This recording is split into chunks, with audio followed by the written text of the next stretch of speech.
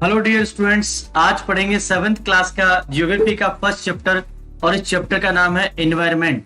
Environment का मतलब होता है पर्यावरण और इससे जुड़ी हुई जितनी भी बातें हैं वो आज के वीडियो में हम लोग देखेंगे। तो चलो करते हैं आज के वीडियो की शुरुआत। सबसे पहले आपके सामने कुछ बच्चे दिखाई दे रहे हैं। ये जो बच्चे हैं अपनी छुट्टियों से जब वापस स्कूल में लौटे तो बड़े ही आश्चर्यचकित रह गए। यहाँ जो बच्चे हैं वो एक दूसरे से बातें कर रहे हैं कि अरे ये हमारे खेल के मैदान को क्या हुआ, ये जगह जगह खड्डे क्यों खोदे हुए हैं। ये बच्चे कुछ समझ नहीं पाए तो दूसरे बच्चों ने बताया कि हमारा जो स्कूल का ग्राउंड है यहाँ पे एक बहुत बड़ी बिल्डिंग बनने वाली है। तो कुछ बच्चे बहुत ज्यादा दुखी हो गए, उन्हें समझ में नहीं आ रहा था ऐसा बदलाव क्यों हो रहा है। तो हम जानते हैं कि ये सब बदलाव क्यों होते हैं। जैसा कि आप जानते हैं पर्यावरण में हमें जीवन यापन करने के लिए कई तरह के बदलाव करने पड़ते हैं और आवश्यकता अनुसार मकानों के भी निर्माण करने पड़ते हैं, इसलिए हमें हमारे पर्यावरण में बदलाव करना पड़ता है। अब जानेंगे कि एनवायरनमेंट क्या है। एनवायरनमेंट एक ऐसी आधारभूत चीज है जिससे हमारा जीवन चलता है। यह हमें जीवन जीने के लिए प्राणवायु और पीने के लिए पानी और हम जो खाना खाते हैं वो सब हमें प्रदान करता है। इन तीनों चीजों के बिना हमारा जीवन यापन होना संभव नहीं है। लेकिन मनुष्य जो है वो समय समय पे अपने एनवायरनमेंट में बदलाव करता रहता है। जिस प्रकार से आपने देखा होगा जब हमें आवश्यकता होती है तो हम क्या करते हैं, जैसे नदियों का पानी जो है छोटे तालाबों में इकट्ठा कर लेते हैं या बर्तनों में इकट्ठा कर लेते हैं या फैक्ट्रियों में भी हम अपनी आवश्यकता अनुसार उन्हें इकट्ठा कर लेते हैं।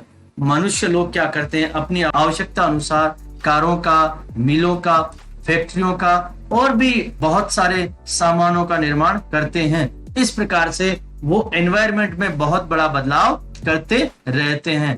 उन्हें जिस प्रकार की आवश्यकता होती है उस प्रकार का वो बदलाव अपने एनवायरनमेंट में कर लेते हैं। अब हम लोग पढ़ने वाले हैं कंपोनेंट्स ऑफ एनवायरनमेंट। हमारे एनवायरनमेंट में खास खास बातें क्या होती है। अगर एनवायरनमेंट के कंपोनेंट्स के बारे में बात करें तो सबसे पहला कंपोनेंट है नेचुरल।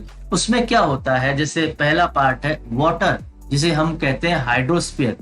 इस दुनिया में बहुत ज्यादा हिस्से में पानी है और पानी वाला जो हिस्सा है हम उसे हाइड्रोस्फीयर कहते हैं। और दूसरा इसका भाग है एयर, जिसे हम लोग एटमॉस्फेयर कहते हैं।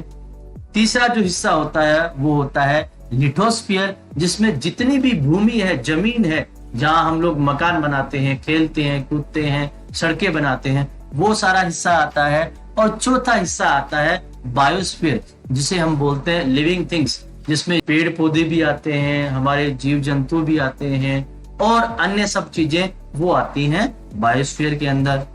अगला एनवायरनमेंट का हमारा जो कंपोनेंट है वो है ह्यूमन मेड। इसका मतलब मनुष्य के द्वारा बनाया गया।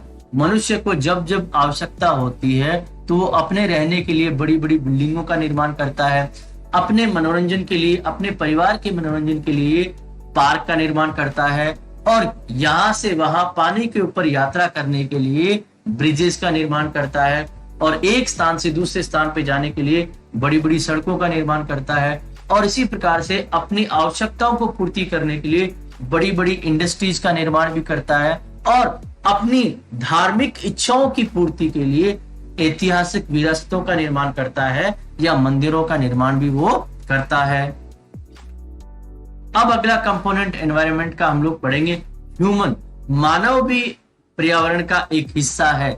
अगर इसकी शुरुआत से देखें तो एक मनुष्य इसका हिस्सा हो सकता है और उस मनुष्य के परिवार को अगर लिया जाए तो वो भी इसका हिस्सा है। और अगर काफी सारे परिवार को हम एक साथ मिला दें तो वो बन जाएगा एक समुदाय, वो भी एक पर्यावरण का हिस्सा है। और अलग अलग समुदाय के लोग अलग अलग धर्म को मानते हैं तो वो सब भी हमारे पर्यावरण में आते हैं। और साथ ही साथ सारे बच्चे जहाँ पढ़ते हैं वो शिक्षा के संस्थान, वो भी पर्यावरण का हिस्सा है। और साथ ही साथ वो व्यापारिक कारखाने या दुकानें जहां पे कुछ सामान खरीदा बेचा या बनाया जाता है वो सब भी पर्यावरण का हिस्सा है।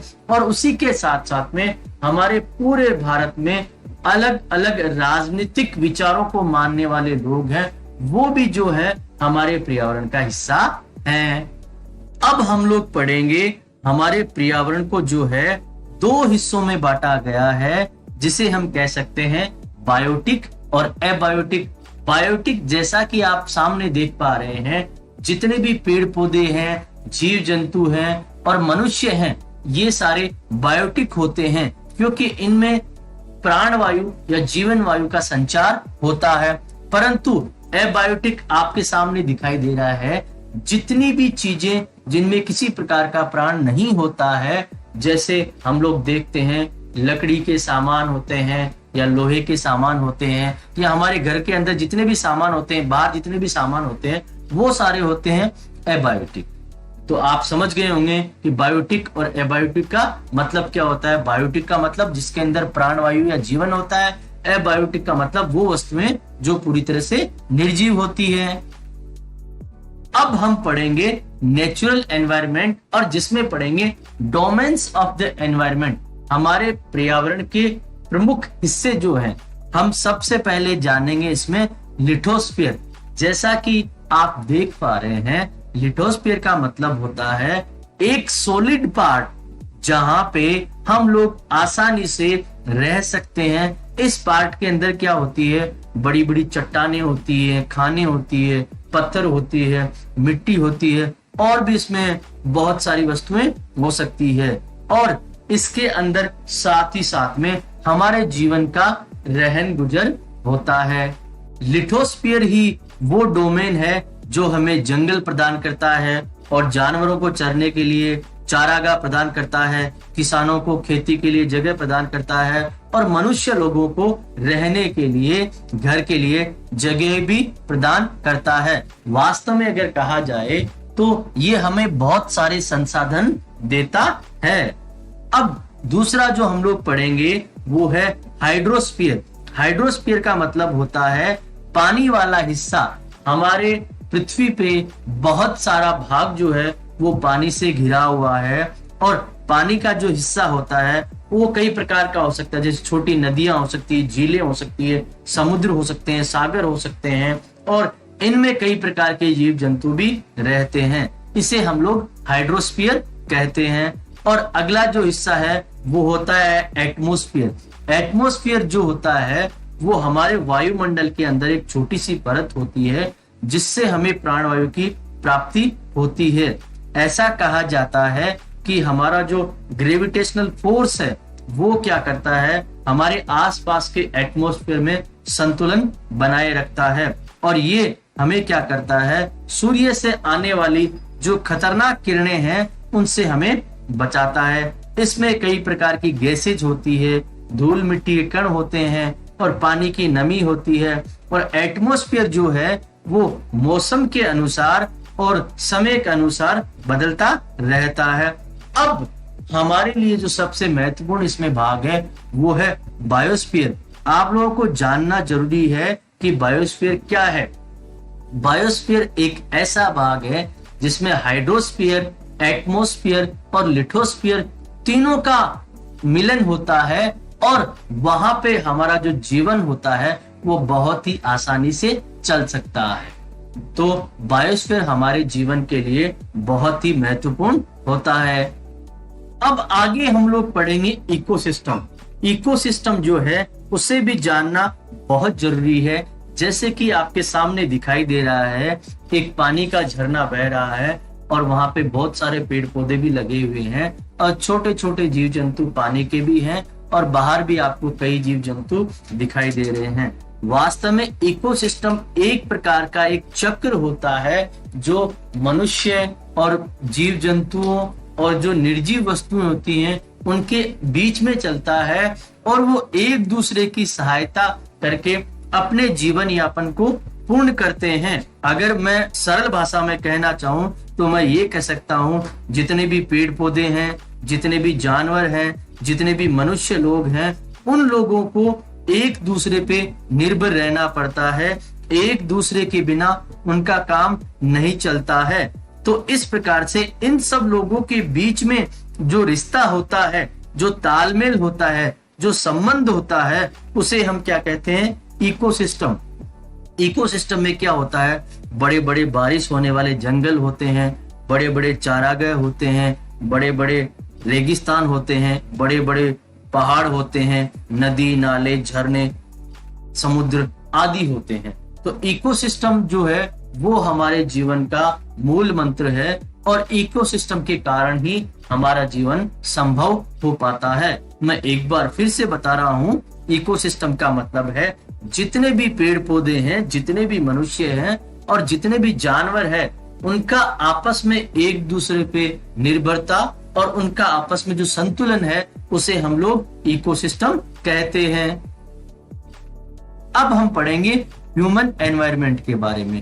अगर ह्यूमन एनवायरनमेंट की बात करूं तो हमारे जो आदि मानव जो था उसने अपनी प्रकृति को धीरे धीरे समझना शुरू किया।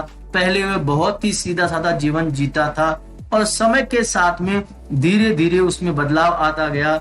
उसने सीखा किस तरह से फसल उगाते हैं, किस तरह से जानवरों को पालते हैं, किस तरह से घर बनाते हैं। उसके बाद में उसने पहिए की खोज की और उसका जीवन तेजी से दौड़ने लगा।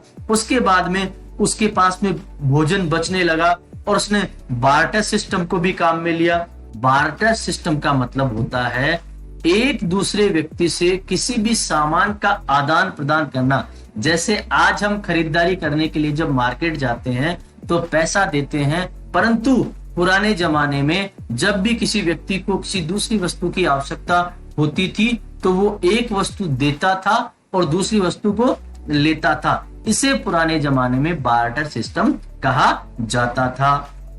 और उसके बाद में धीरे धीरे व्यापार शुरू हो गए और धीरे धीरे ये व्यापार जो है बड़े रूप लेने लगे और उसके बाद में लोगों का यातायात यहाँ से वहां आना जाना शुरू हुआ और उसके बाद में गति जो है विकास की वो बहुत ज्यादा बढ़ गई। क्या आपने सोचा है कभी कि हम लोग गर्मियों में ही तरबूज क्यों खा पाते हैं और हम लोग सर्दियों में ही मूंगफली वगैरह क्यों खाते हैं? क्योंकि ये सब जो चीजें हैं ये हमारे पर्यावरण के अनुसार चलती है और अगर हम लोग पर्यावरण से तालमेल बैठा के चलेंगे तो हम हमेशा ही जीत में रहेंगे और हम हमेशा ही आरामदायक स्थिति में रहेंगे। दोस्तों, अगर वीडियो अच्छा लगे तो लाइक और शेयर जरूर करें, चैनल को सब्सक्राइब करना न भूलें।